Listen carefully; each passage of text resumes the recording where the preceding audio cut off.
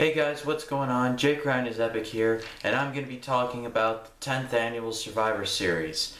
Now, this was a very special Survivor Series because we had two really good matches.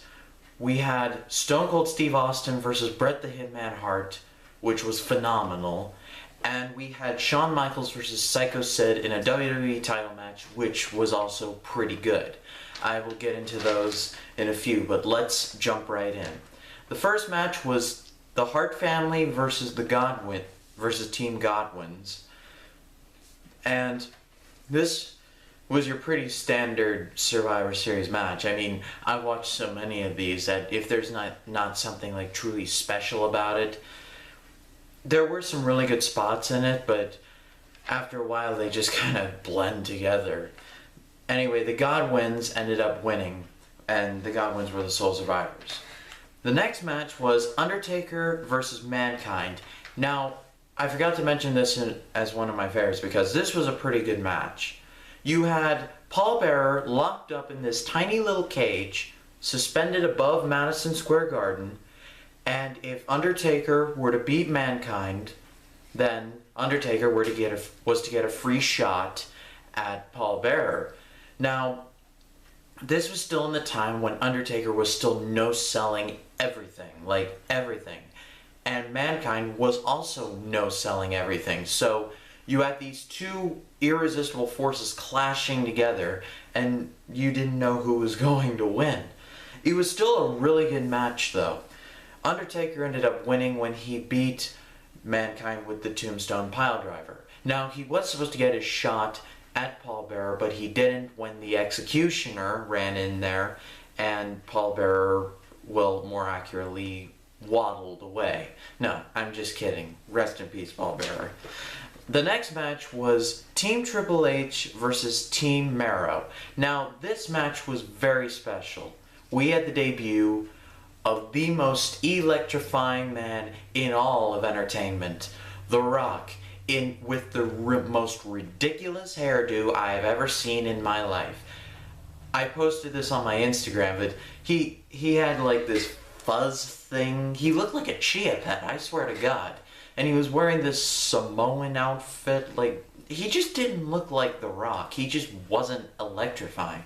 But he was on Team Mero, and Jerry the King Lawler was on Team Hunter Hearst Helmsley, because before he was Triple H, he was Hunter Hearst Helmsley.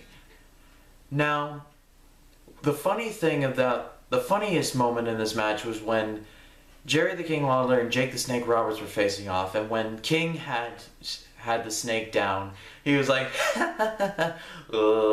because Jake the Snake was addicted, and he had problems with addiction, and he used this, and King used this to mock him, and that would come back to bite him in the rear end, because then the snake got up, DDT'd him, and eliminated him.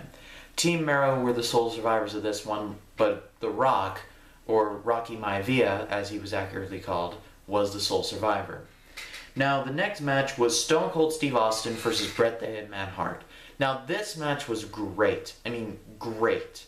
You had Stone Cold Steve Austin in his prime, just before Austin 316 was just hitting fever pitch. And we had Bret the Hitman Hart, who was just about to leave. Like, this was 1 year before the screw job, which I will get to in the next video. But Bret Hart was just on his way out. Bret Hart was on his way out, and Steve Austin was on his way in. And it was great to see them, working together, because it was two completely different styles. Bret the Hitman Hart was more of a technical wrestler, Heart Dungeon skills, skills all day. And Stone Cold Steve Austin was just, I'm going to kick your butt and I'm going to take your name.